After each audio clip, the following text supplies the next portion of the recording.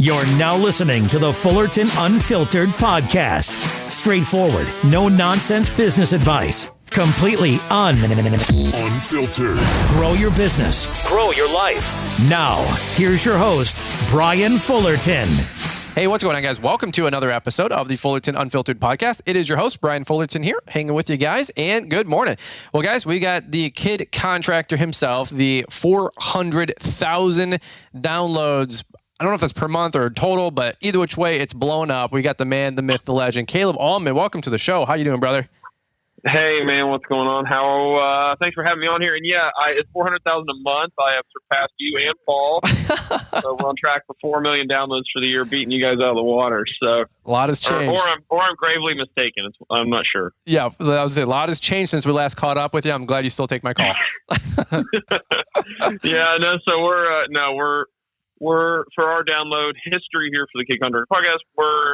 That's our since inception. What, a year and a half ago now, or something like that. So yeah, trying to catch up to you and Paul's coattails there. So I'm just like a buoy in the water, kind of floating out here doing my own thing. Like I just go with the tide. Like I'm up, I'm down, I'm left, I'm right. I don't really count, so I don't really care. But Paul's in a different stratosphere. He's famous. I actually, he doesn't return my phone calls anymore, you know, so it's just me and you. That makes me feel better. I'm not the only one. Okay, well, that's good. That's awesome. Well, no, I was going to say, congratulations to you guys on that. It's, we get to talk all the time, via text message, but you know, we try to hop on the phone, us four, with the wives and stuff, and, just, you know, get to catch up every week or two. You guys got a lot going on. Your life moves fast.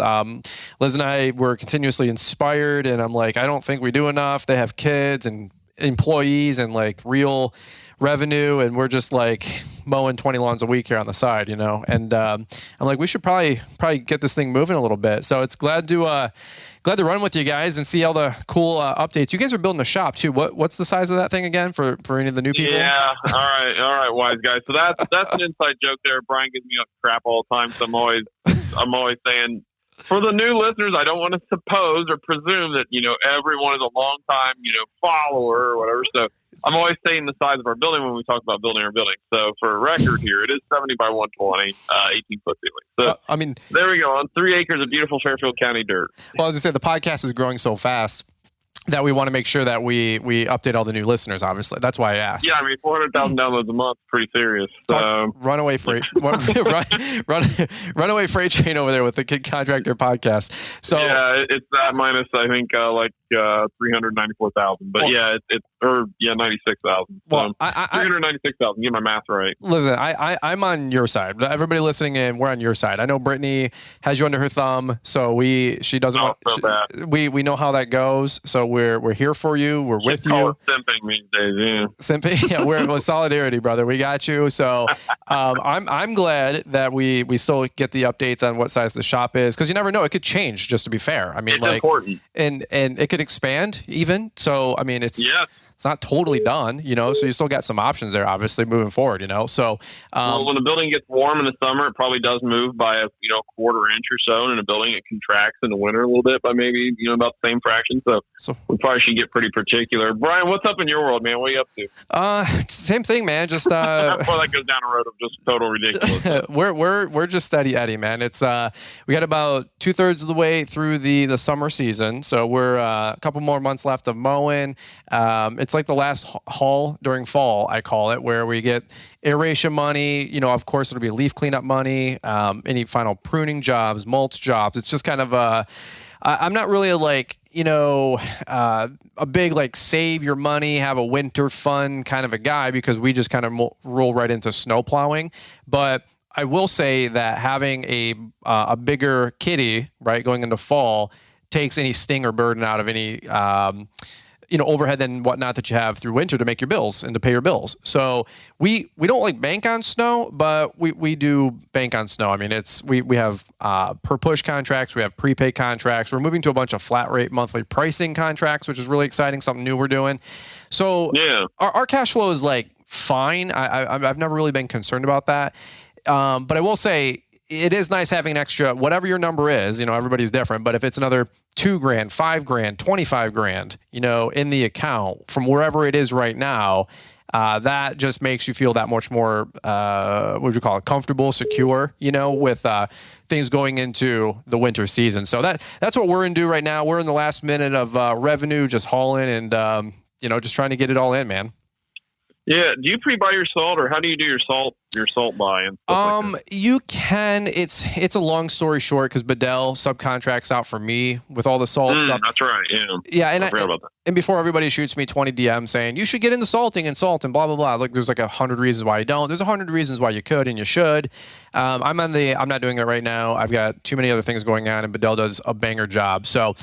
And all the people like, the money's in the salt. That's true. There's a lot of money in salt. There's a lot of money in snow plowing too. So don't, before everybody who, doesn't do snow is like, well, that's what I heard. It's like, listen, I'm learning from very, very good people, and I'm trying to follow their patterns. And so I'm really happy with how our business model's set up. But you can pre-buy your salt for sure. Just to answer your question, you can pre-buy salt 100 tons at a time, or whatever number that you lock in at. But it is kind of tough too, though, because not to go down that whole rabbit hole, you can buy in at one level and prices could go up. So that could be worth it for you. It could be not good for you. There's a bunch of variables, man. So it's kind of hard to, that's like an open-ended one because Bedell does it all. And I leave it up to him, and all of our pricings always says at market rate. So we have a fixed pricing that we come in at, but if the prices go up, then we obviously have to charge more, right? So it's a commodity. So that's how it works. You're right. That's challenging. I saw that beautiful new truck of yours. You ruined it the other day. Ruined it? What do you mean? What did I do? Put a plow mount on it. Oh, no. That's, I don't know if that's actually made that. Well, by the time this podcast comes out, I probably will make a post on it because this isn't going to come out for probably 2 weeks. But I saw it on Instagram. Well, I put the snow mount on it from Boss, but I didn't say what plow we got on Instagram yet because I'm not picking it. Yeah, I'm not picking it up real time for 2 weeks. So we're putting a Snow Power F14 front blade on that thing.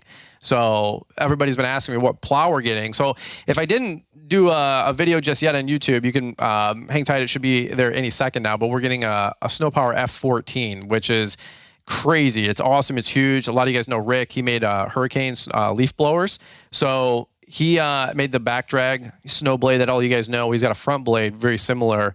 But dude, no, man, we're gonna crush it with that truck. That thing's a tank, bro. And I love plowing snow. Everybody gives it such a bad rap, but and then I got other guys, Caleb. They're like, well, you just haven't done it for 25 years. And I'm like, you know what? I haven't. I've done it for 6 years now, and we're doing pretty well with it. I'm very, very happy. I'm learning from some great people. We do not have it all figured out. I'm learning new things every minute, every day, right? But I'm super excited about having that second truck out there, and it's going to be my commercial. Yeah, that's awesome. It's going to be my commercial rig, man. We're going to kill it with snow. And see, I still have to work for a living, Caleb. I know you guys take 3 months off, so it's yeah, well, you guys are in Destin, Florida. Then you guys travel to Orlando, and then Tampa, and then all the different parts of Ohio. So I'm again like. There's always a bigger fish, folks, if you're listening into the show. That's why we get these great guest speakers and guests on the show. So it's somebody's got to paint the dream. I'm not as good as Caleb. So, well, I'll tell you what, man. That is one thing about snow and not being married to it like that I do appreciate. But it's funny. I here I am. I'm talking a lot of trash in the snow game, but I mean I get it. People love it. The actual act of plowing snow, I really enjoy it. Plowing snow is actually fun. It's what I don't like about it and I kind of burnt myself out on it early in my career because I kind of had my toe in the water, right? And sure. I just didn't do it right from the start. I was subcontracting plow folks. I was relying on them, and I was a kid, and, kid contractor, if you will. And I didn't know what I was doing, and I didn't have good plow agreements and all this kind of crap. If only back then I had a place to get good snow contracts, Brian. Geesh.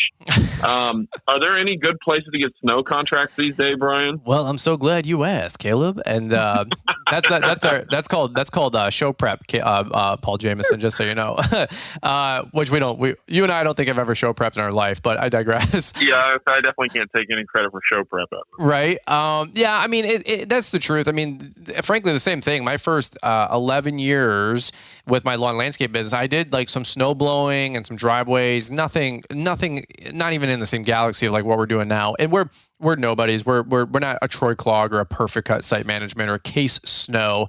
There's some great guys that listen to the show, and they're doing a couple $100,000 to a couple million in snow.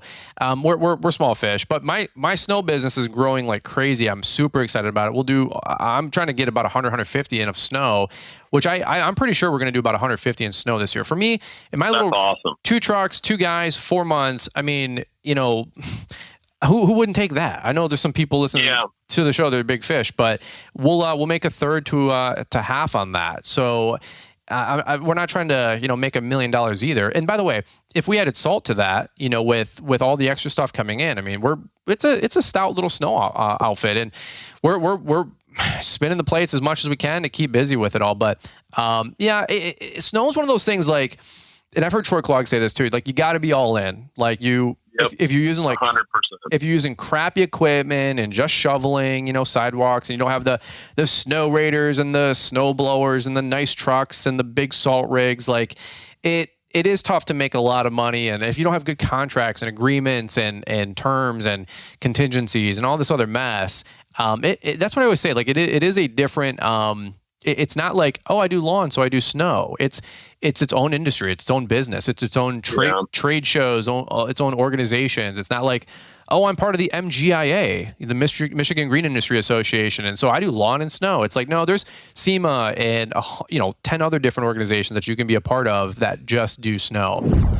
Lawns, landscaping, and outdoor awesomeness, that's what your business does best. Managing your vehicles and optimizing efficiency with the latest technology is what we do best. GPS Track It provides a 24/7 view of where your company vehicles are and how efficiently they're operating, saving you time and money. With more than 12,000 customers, GPS Track It has delivered peace of mind for lawn and landscaping companies for 20 years. Ready to protect your vehicles and save money? Talk with one of our fleet advisors.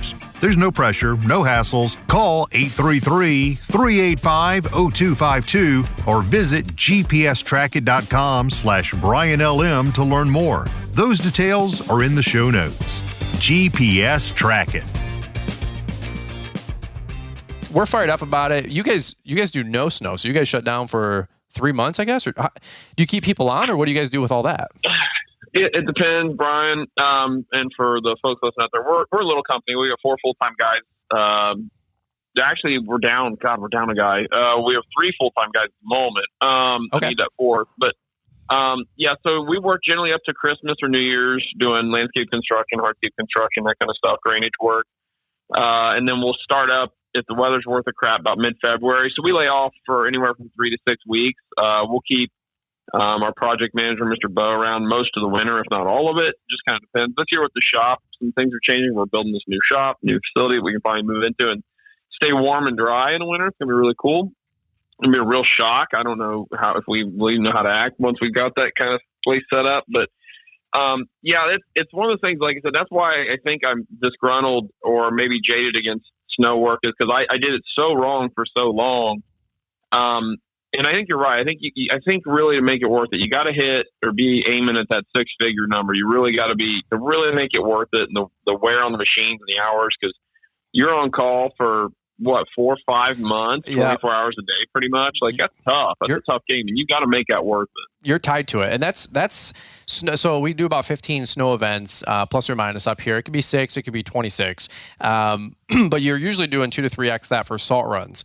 So if you do not like being tied down, I mean, it's hard when you're mowing grass to even pull away for a week and do vacation, right? We all know that. Right. And my audience is a lot of lawn maintenance guys, a lot of landscaping. I know you guys are hardscaping, brick pavers, and a lot of mow guys listen to your show as well, naturally. But if you think it's hard to get away for a week in the summer, I will assure you it's hard to get away for 3 days in the winter, because at least weather, you can kind of predict mowing and maybe sub that out to a buddy or a friend. But it's really hard to sub out your snow to a friend because he's got his own snow accounts. And so it's not like your buddy's using his off mow day to go mow your lawns. When it snows, he's not only got to do his, now he's got to do yours. And so if he's got, so a lot less people can be interested in subbing out for snow, although a lot of people will. And I've got a bunch of great friends and buddies that have done, really well working with me and vice versa. We help each other out. One guy goes on vacation, I cover him. He goes on vacation, he covers me. Of course, we got a couple full-time guys, which is nice now to be able to pull away from the business. But I love plowing snow, man. I personally, I don't know. I think I'm just hanging around with Troy Clogg too much. He's because I'm just like, you know what? There's a lot of money to be made in snow done right. Actually, while you were talking 2 seconds ago, we sold an all-in snow bundle, and we just got a commercial snow contract back signed from one of our commercial accounts, and they moved to flat rate monthly pricing, which is incredible. So that's awesome. I feel like a stockbroker here, man. If I'm not on a conference call or a podcast, I'm selling work. If I'm not selling work or on a call, I'm on a mower mowing with the guys, and it's just I'm loving it, dude. And any down minute of all the other stuff going on, and I'm hanging out with Liz and with Emmy. It's just it's a busy life, bro. It's just how it goes. But let's go to the shop. I want to get a little shop update because I was down there. When was that? Memorial Day? Is that in the spring? I think we went down. Yep. So that right around there somewhere. Yeah. I don't even know when that day is. It's like mid May or early May or end of May. I don't even know. I couldn't even tell you. But when we were down there, you guys had just finished wrapping the roof up, the shell, the exterior. So a lot of the doors had just went on. So now, here's a question I have for you. Are you guys pulling your hair out? Are things going smooth? Is it more than you thought? Less than you thought? No right or wrong answers, and I'm not trying to dig or scratch the scab or anything like that. It's a lot, dude. I'm watching on Instagram, and you guys are like, inch by inch it's a cinch, mile by mile it's a trial. But I'm like, how are things going? Like, what's the real story that we don't always maybe get on the show from the Kin Contractor podcast angle? Well, I would say the main thing that's really come to a head here in the last probably 3 weeks or two, because we're pretty open with what's going on and all that. But what's really coming to a head here is just timeline is really starting to suck. And we're really I would say probably 2 months behind where we wanted to be because we had a really aggressive schedule. Okay. And so now it's all of a sudden, we've got to get electric. The offices just got all framed in the shop. And so, which we've got 2,100 square feet office space and break room and lobby and podcast studio and all this kind of stuff. And it just got framed in. And so then all of a sudden, the last month has not been a lot going on in the building, but then all of a sudden the offices are framed in. So now we're ready for electric to be wired in. Now we're ready to finish our plumbing and drywall. And just all of a sudden there's this insane workload of all these things that need to be done.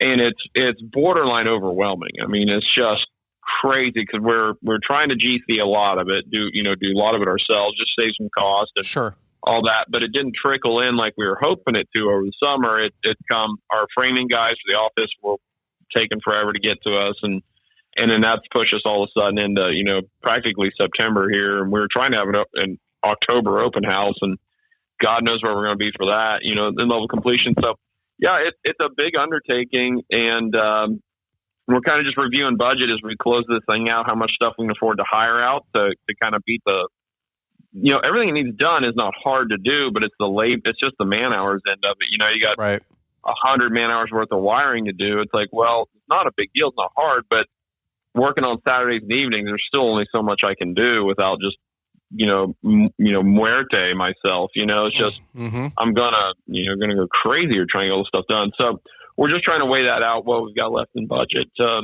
hire out and all that kind of stuff. So that's the main thing. We're just trying to work through that. But otherwise, we're operating out of there, and I'm already seeing big time efficiency changes.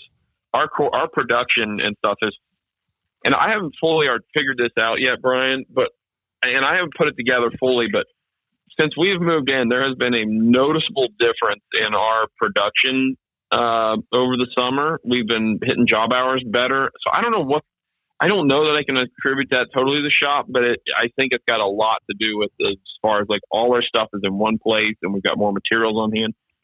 So morale seems to be a little bit better. Like, it's really been what we've been hoping it to be, which is a game changer as far as having like a really unified front to operate out of, as opposed to our rental, storage unit essentially we used to run out of. Mm-hmm. So there's a lot of conversation to be had there on that, but that's kind of the quick and dirty of what's going on there at the moment. Yeah, it's. Did you ever see the old movie? It's old now it's old to us, but the movie Any Given Sunday with Al Pacino and was it Jamie Foxx and all those guys? And one of the best 3-minute monologues is the locker room speech at the end. And he's talking about the inches we need are everywhere around us, and I feel like that's what you were just talking about. It's like the equipment's where it needs to be, the supplies are where they need to be, all the trucks are where they need to be, and not that they were super partitioned before.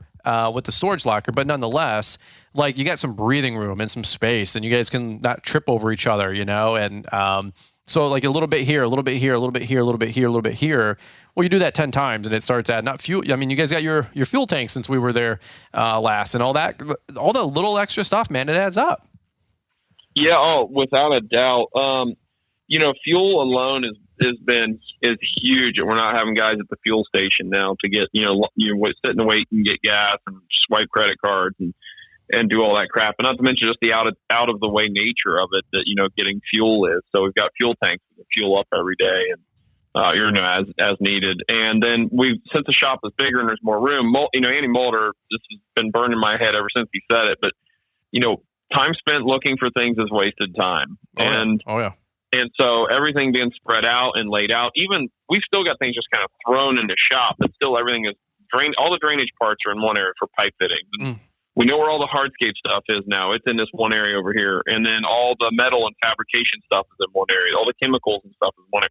So it's kind of and all our mortar and pavers, poly sand and all this crap is all in one area. So everybody, it's not like, well, I think it's buried under all this crap in our locker, our storage unit, which was, a 15 foot by 40 foot unit. So there's just been, like you said, those inches, man, have just been compounding like crazy. And I really think we're starting to see some major, I really have to put some more thought in this, but I really think it's already taken in of and we've got so far to go. One of my big goals this weekend is to organize our shop yard a significant amount more, because I caught myself loading up a truck for the guys the other day, which I don't do very often anymore, but I wasted probably 20 minutes jockeying some stuff around in the yard, some items that were buried behind other items, like skid steer attachments that were sitting behind other skid steer attachments. Yep.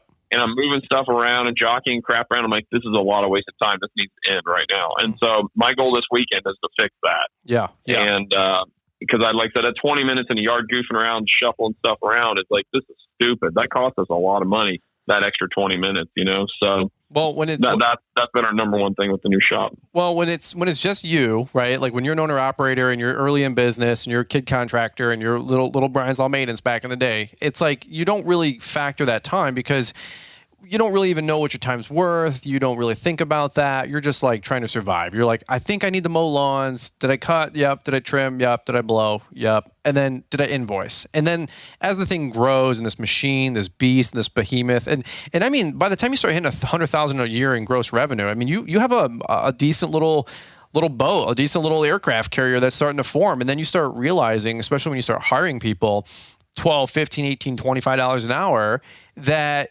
having some guys run around or somebody forgets a tool and they have to go there and back, you just lost $25 or $50 or then he runs to Home Depot and then, it does start to add up. And we always say it's not always the 2x4 that'll take you out, which it can. It's the death by 1,000 paper cuts. And so I'm living vicariously, watching you guys put your shop together. I know tens of thousands of other people are watching along as well, and just seeing you guys put this thing together. What are you guys thinking with your your October 1st? Is this still the October 1st open house? What do we got 60 some days, right? 75. Yeah, Brittany and I have not had a conversation about that, about if that's actually happening or not. I guess Brittany and Liz have had conversations about it, but I've been excluded. So I don't know I don't know, Brian. I don't know if we're still doing it or not. What we didn't tell you is that was 2023. You know what I'm saying? So, yeah, really, right? Little catch there. You're like, no, Brian, it's still October 1st, but it's just, 2023. Yeah, a year later, right? Yeah, it's a year back. We omitted that part. think we're still on for it. I'm game for it. What the hell? Whatever. We'll go for it. Yeah. Brian, I want to mention something to you. You say little Brian's on maintenance, all that. Yeah, whatever. But I'll tell you, the size of the company, it doesn't matter. The big boy construction companies, I'm saying those guys, then Little Auman Landscape and Brian's Lawn Maintenance and, owner operator, whatever, like that, having your stuff available to you, having the tools handy, having equipment and trailers organized with whatever trailer rack and all that kind of stuff you're doing, promo code Brian's 10 for all those things. But having all that stuff effective and efficient on your trucks and trailers and your shop and all that stuff is huge. Every company deals with this at every level and needs to work on it. And it doesn't matter what the size of the company. Our friends, Alicia and AJ Brenzel out there at Run Brex, out in Pittsburgh, he was telling me one time they're a huge company. And for the folks that are listening, I mean, they do $8 to $10 million a year in pipeline restoration work, repair, and all this crazy stuff. It's insane. AJ said the crew of their guys were out on a job is a $500,000 dirt moving job, and they get on this project, and nobody's got a shovel in their truck. All the dozers are there, the excavators, millions of dollars equipment. Nobody's got a $40 shovel on the truck. Right. No Razorbacks anywhere, Yeah. So it's like, so there they go to Home Depot to buy shovels for a $500,000 dirt job because something got missed, right? And we all deal with it, no matter what the size of the company is, man. We deal with that stuff, and the idea is, and Mark Bradley's always preaching this so to such truth, is it's that little waste is what will eat you alive. Like you're saying, the death by 1,000 paper cuts, man. It just eats you alive, and you got to cut that stuff out of the company as best you can. So yeah. I always like to harp on that. It's a freaking truth, man. It's just a quick, maybe a suggestion to you guys listening in, because we're all learning, from experience, right? And what wisdom they say is learning from other people's experience, I think. So that's right, exactly. If you're going to go to the dealer and buy a 6-pack of oil, 2-stroke oil for $25, buy 6 6-packs. Okay, if you're gonna go buy a set of blades, 3 blades, it's $80 or $100. Just buy the box. You're gonna use them. You're gonna go through them. Instead of buying 10 edger blades, buy the box of edger blades. Instead of buying 3 things of oil in a filter, buy a case and get 12 bottles and 4 filters. And that goes in full circle to the spring tool order or supply order that you need. Right? It's all these little things. Like listen, I say this all the time. Like, if you like a shirt, buy 2 of the same shirt because the first one's going to get worn out. So buy 2, and then you get that shirt for 12 months, and it lasts you for a couple years instead of just 1 year or one summer season. And you can't always do that in the beginning. I'm cognizant of that, but as you make more money, like the efficiencies will allow you to make more money. As weird as it sounds, and it's this like perpetuating feedback loop. So it doesn't mean go buy 2 skid steers. I'm not giving anybody permission to do that, but it is one of those things. People are like, well, I put $20 in my gas tank every time. And I'm like, just fill it up. But I just grew up that way. Like $20, man. You don't do 25, you don't do 15, it's $20. And then every day I'm putting in $20. And one day I'm like, I have enough money to fill up the whole gas tank. And it was like, dude, I was going to say this one to you was, the Instagram meme, because we all live through reels and stuff like that now, is the one with the trailer brakes, Yeah. It's like, what's the meme? You did it way better on your last show than I could. What was the meme? Everybody bragging about going to college, but, here in my family, I'm the first guy to have working trailer lights and trailer brakes on our trailers. So I think we made it. It's so good. So, I felt the same way the other day when I filled up my whole gas tank and it was like $140. And I was like, oh my God, look, Ma, I made it. It's like but dude, I realized that because I was in Speedway getting water for the guys and just getting some drinks, and the guy in front of me is like 25 on 10, or whatever. And I'm like, oh my God, it's been like a year or two and I haven't had to say that. Like obviously we've arrived and made it. That's my litmus. The trailer brake thing's clearly a Fairfield, Ohio thing, but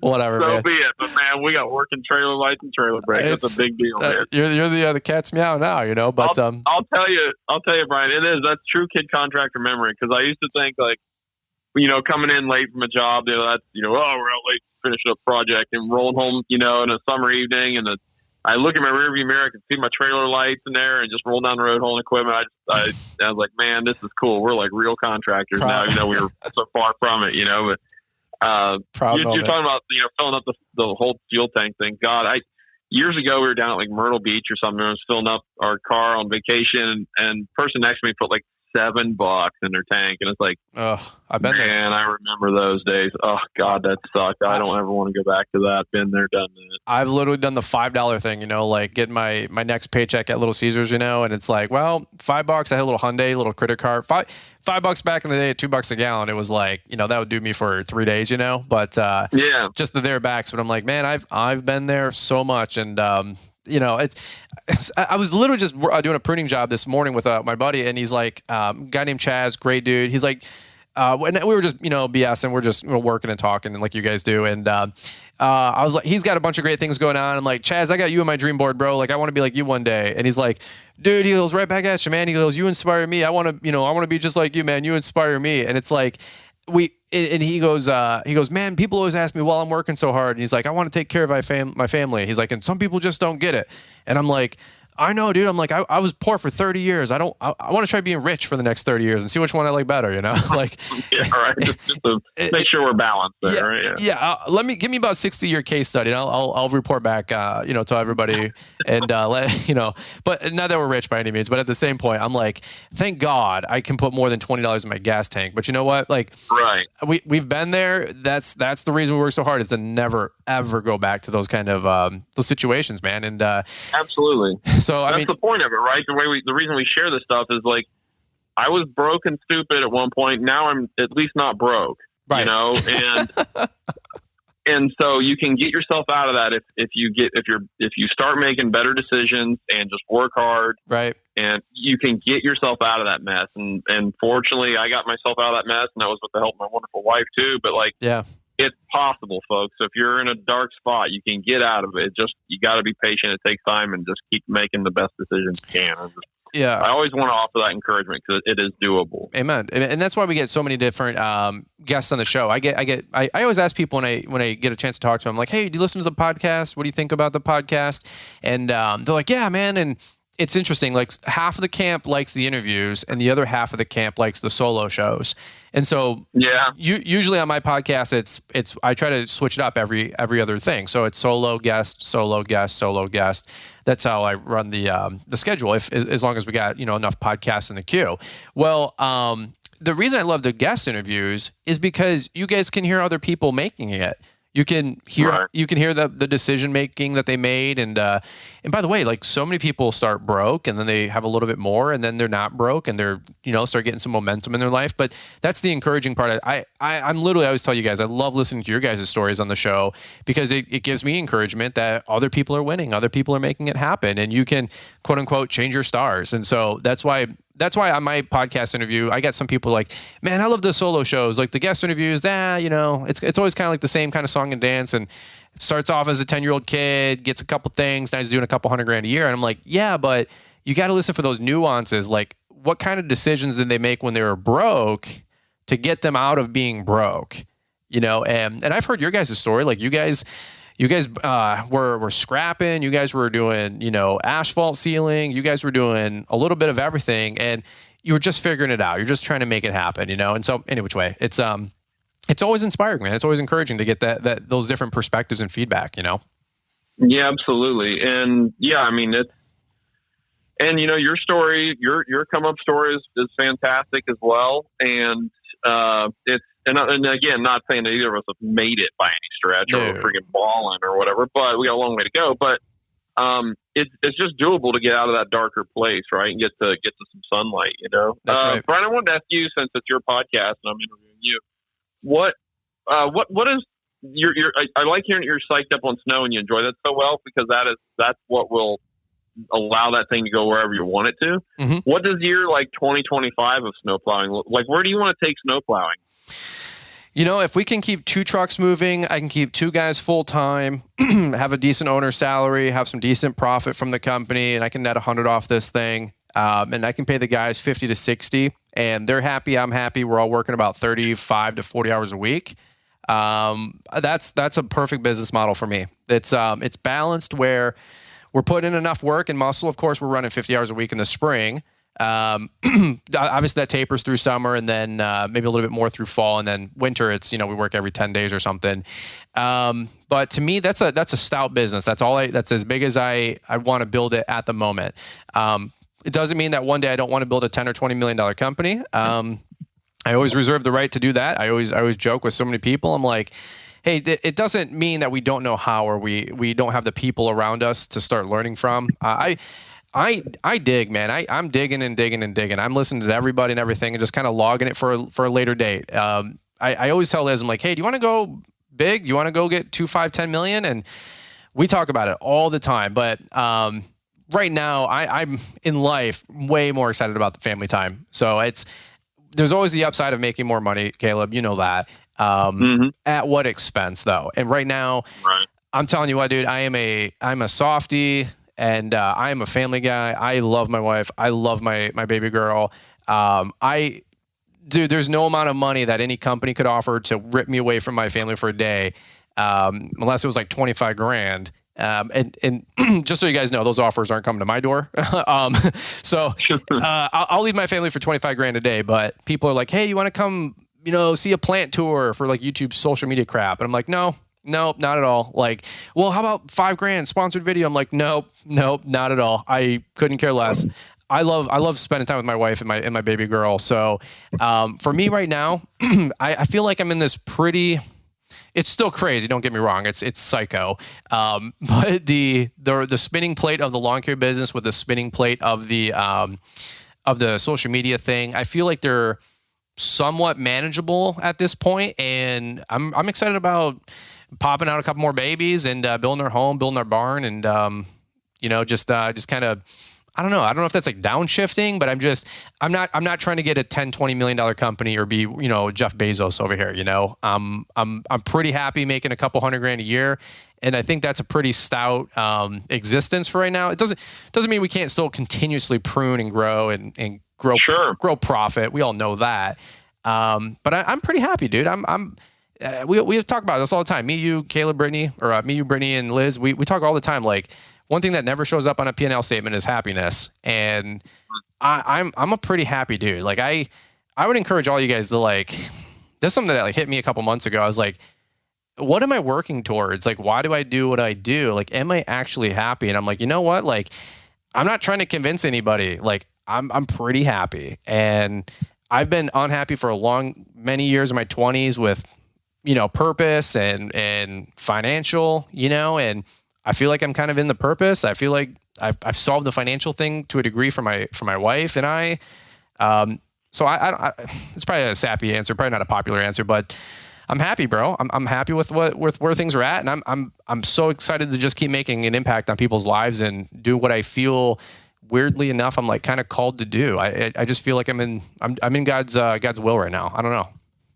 Man, that's awesome. That's a great thing to be, because I think people do get caught up on top line growth and not checking, their own personal barometer, let's say, of, are they just, the grind and the hustle and all that. And meanwhile, you're working yourself to death, and the family is kind of like, they're going to resent the company because of that. So they're not going to have anything to do with the company if they know that it's always pulling dad away. Right. And, and they're going to, the money's cool, but if your kids don't care if you show up or not at that point, it's what's the verse of a man gains the world but loses his soul, what's it worth, right? Yep. I think that's fantastic that you've got that balance. That's freaking awesome. So I think we had that until last year, and then this year's thrown everything off the rails. So hopefully next year we get back on track. But right now I cannot say that we're balanced at all right now. Well, I will assure you, we're definitely not balanced. I'll tell you that. But what you guys are putting together, Liz and I, we pray for everybody. We pray for you guys all the time. We're looking at people. We look at you guys. We're like, dear Lord, just help them stay together and just not only survive and thrive, and not that there's anything, whatever, but it's just like we just see the whole undertaking, and I'm like, and look, I'm be honest, I am way less industrious, way less resourceful than you guys, way less knowledgeable. So I'm like, yeah, I'm calling Morton's Pole Barn Builders and I'm paying them a gob. And I just want to, I want their foreman to throw me the keys, 6 weeks later and be like, it's all yours. Lawns, landscaping, and outdoor awesomeness, that's what your business does best. Managing your vehicles and optimizing efficiency with the latest technology is what we do best. GPS Track It provides a 24/7 view of where your company vehicles are and how efficiently they're operating, saving you time and money. With more than 12,000 customers, GPS Track It has delivered peace of mind for lawn and landscaping companies for 20 years. Ready to protect your vehicles and save money? Talk with one of our fleet advisors. There's no pressure, no hassles. Call 833-385-0252 or visit gpstrackit.com/BrianLM to learn more. Those details are in the show notes. GPS Track It. I want their foreman to throw me the keys, 6 weeks later and be like, it's all yours. And that's the way to do it, man. If I'd built a smaller building, I could have done that. But this is the price I'm paying for a bigger building. I get it. You say all this, and then I look at my friends, the Brentels, or our friends, you know them too. Yeah. And they got 5 kids, and one of them special needs. They run a 40-person company, and it's just like these people are amazing people. They're just incredible. And same thing, I pray for them, and and what they're doing is amazing. And it's just like, how the heck do they do all that they're doing? It's crazy. They're awesome folks. So good for them. I literally said that the other day to Liz. I go, "Are we losers? Are we?" And she's, and maybe you guys are listening, and maybe you compare yourself to your YouTube hero or your Instagram hero or some other person in business that you admire, and that we all do it, of course. And of course, it's probably more a guy complex than anything, But it is funny because I literally said the exact same thing to Liz. I said, are we even in the game?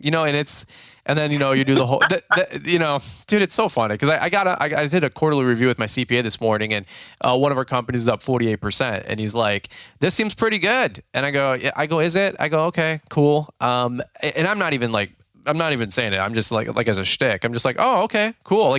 I don't even know. People are like, how much do you make off of this? I'm like, I don't even know. I mean, it's such a low priority. Once you can start breathing, you don't really care about how much more oxygen is around you. You're just able to breathe. And it's you're not man, if I made $1 million and then I made $1.5 million, your life is going to get that much better.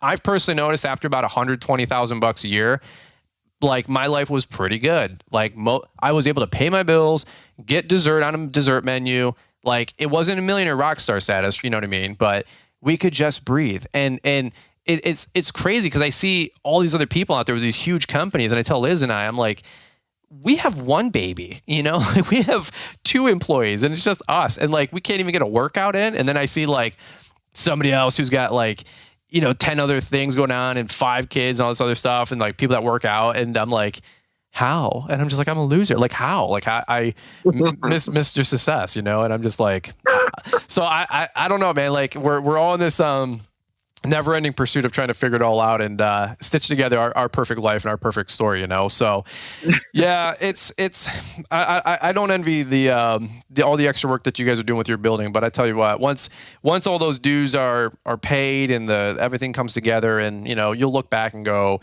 man, this was a wild season. Let's not do that again. I'm sure. Yeah, that's kind of what we're saying. If we just survive this year, Lord, we're going to be all right. Dude, if we make it through this year, we're good. You're not wrong, man. It's and then you get all the upside after that. I mean, it's just when you work out, it's hard, it sucks, it's tough, but then later on you get the reward, and you're healthier, you feel better, you have more energy.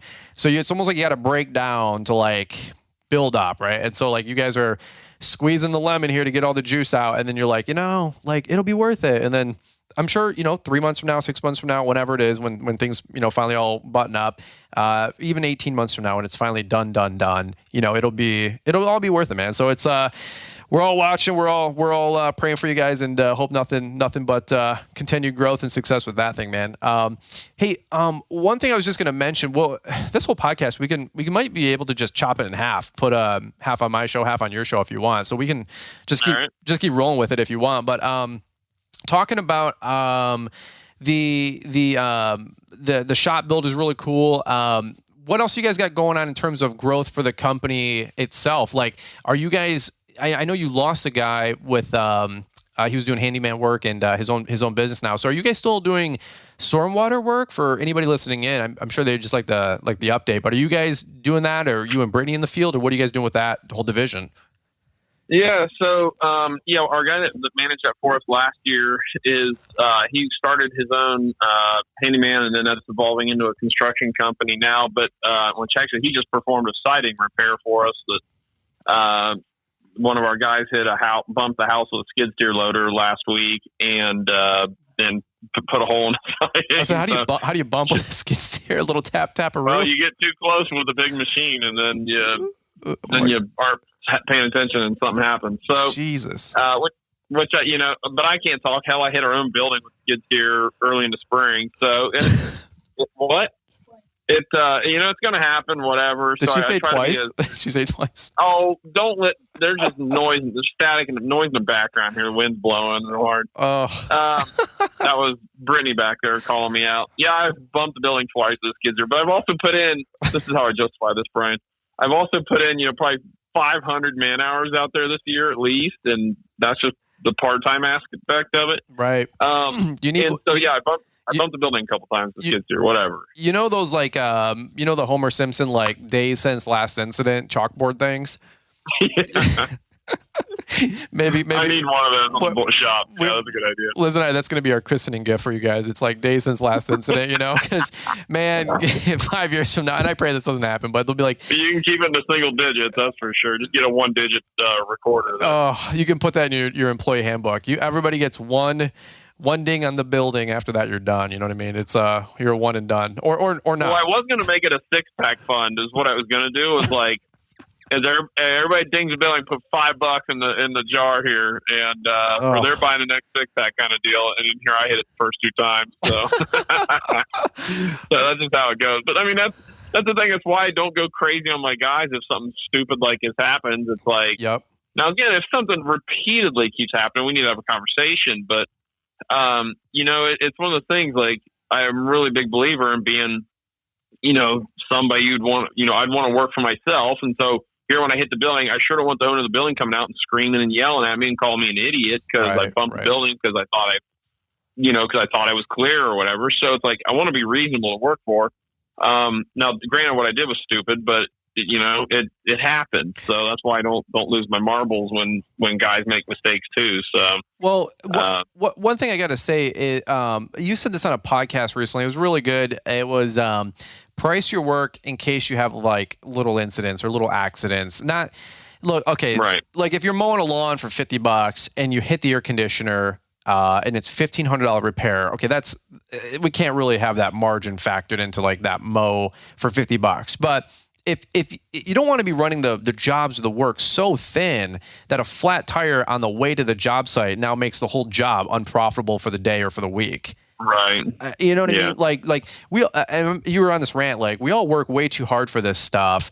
Because, eventually maybe you catch a cold and you're out for 4 days and nobody's paying you for those 4 days if you're an owner operator, or maybe you only got 1 or 2 guys and it's, you're just not there yet. I get it. So make sure you're making enough profit, not only for the day, for the week, for the month, for the future, but for all these little things that you can't really control either, So it is one of those things where, I don't think anybody here is probably charging what they should be for all the work that we do. I still vehemently believe that we are all worth more than everybody listening in, that's listening to the show. I say this all the time. You could probably raise your rates 5, 10, 15%, and 90% of your customers would probably still keep you based on the quality of work that we all do. Because everybody listening to the show, you actually care. You're not the Chuck in the trucks. You're not the kid contractor, right? Like you said back in the day, that's just kind of making stuff up to a degree.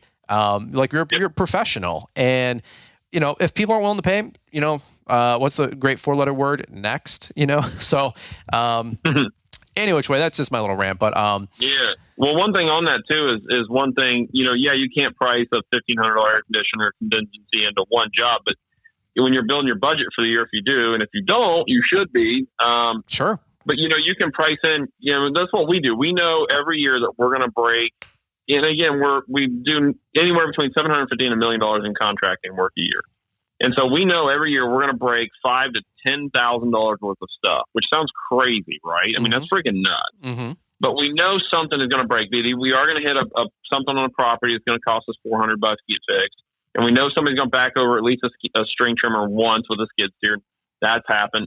So we know it's just when you've got that many people running around. And when I started my company, I knew inherently, like I knew how much stuff I'd screwed up or broke or backed over or dropped or whatever. I was just honest with myself.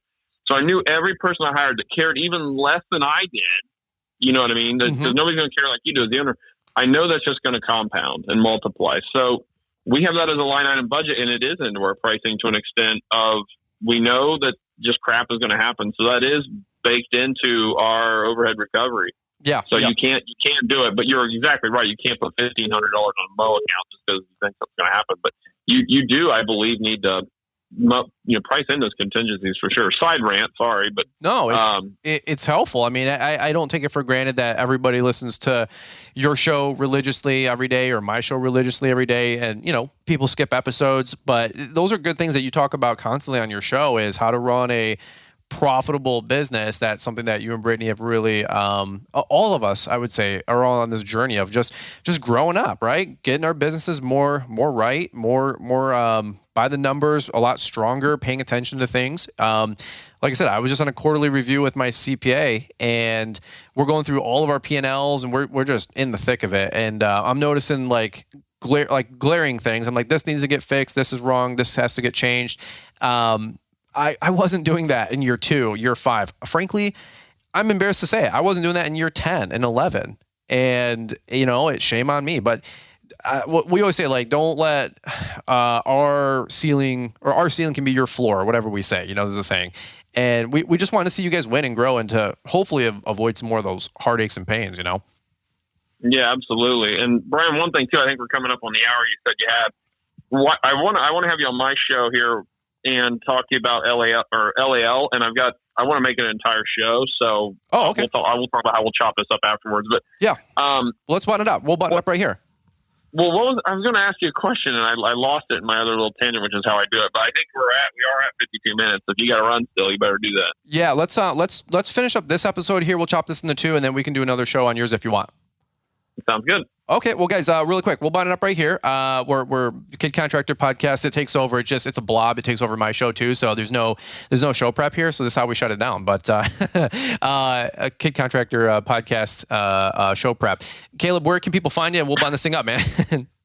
At Auman Landscape on all your social media channels. Give them a follow, guys. And then also October 1st, stay tuned to their Instagram and all that stuff. It should be still a go, but I'll let them give the final decision, of course, with the open house that they have. That it's going to be really cool down in Fairfield County, Ohio, and that'll be a good time. So give them a follow on Ohio. O-H. Not Ohio. It's Ohio. Yeah. Everybody, one guy I listened to on a podcast, he's always like, Ohio. And I'm like, I don't know if he's just from the South. Maybe he's from Tennessee and migrated north. But if it's Ohio, he's from like Cleveland area. If it's Ohio, he's from anything below Interstate 70.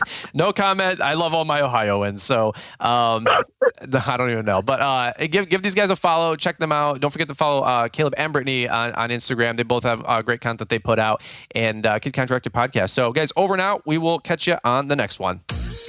Test before you invest in the latest mowers, blowers, chainsaws, battery equipment, and UTVs. Join us at Equip Exposition in Louisville, Kentucky this October. Hey guys, it's Brian, and I got to tell you what, I just got done talking to the folks at Equip Expo, and they cannot wait to see you guys down in Louisville, Kentucky later this fall, October 18th to the 21st for Equip Expo. The Equip team wants to let everyone know to achieve their next breakthrough with the right mix of help and hard work.